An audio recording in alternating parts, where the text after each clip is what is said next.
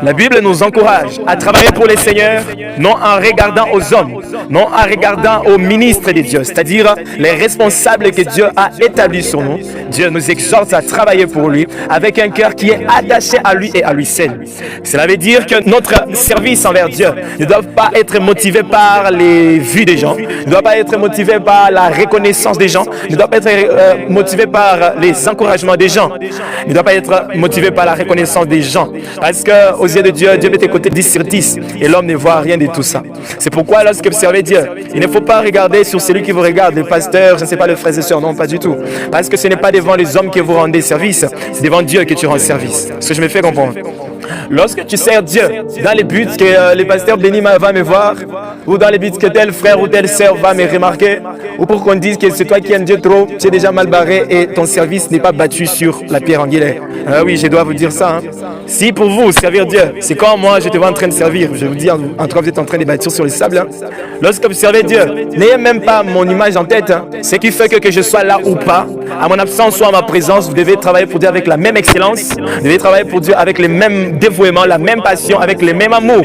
Parce que vous ne servez pas béni, vous servez Dieu. Alléluia. Vous ne servez pas béni, vous servez Dieu.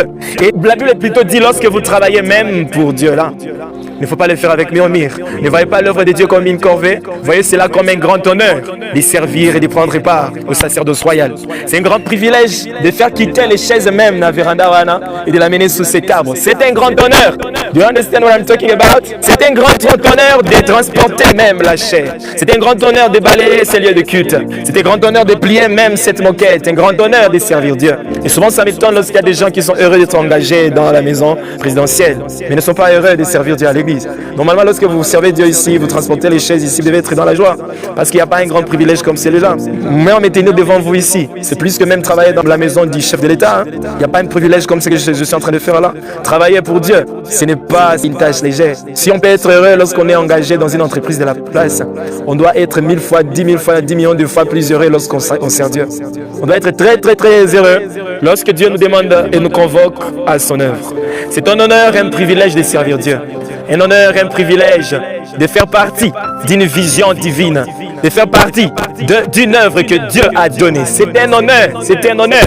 Et moi, le but de mon message de ce soir, c'est de nous responsabiliser, que chacun soit responsable de son œuvre et de son service envers Dieu.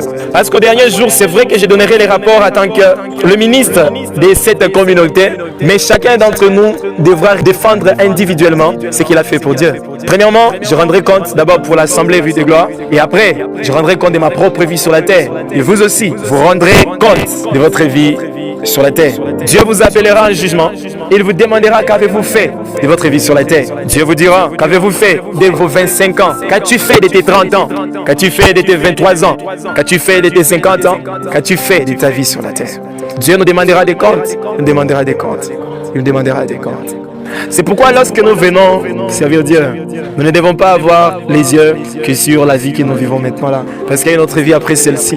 Et notre condition de vie dans cette vie-là dépend de ce que nous faisons pour Dieu maintenant là. La couronne qui t'attend au ciel repose sur ta manière de servir Dieu maintenant. Au ciel, c'est selon les niveaux, selon les mérites. C'est ça le ciel. Au ciel, nous ne serons pas nous tous au même rang. La réalité du ciel, c'est selon le mérite. C'est que tu mérites selon tes œuvres, selon ton amour pour Dieu, ce que tu as fait pour Dieu. Les âmes que tu as gagnées pour le Seigneur, ta dévotion. À quelle heure tu venais à l'église et à quelle heure tu quittais l'église. À quelle heure tu étais là au culte et à quelle heure tu le faisais. Quels étaient les sacrifices de tes offrandes que tu donnais à Dieu. Parce que Dieu connaît nos poches. Chacun selon son niveau, chacun sait bien, selon sa richesse. Dieu regarde au cœur.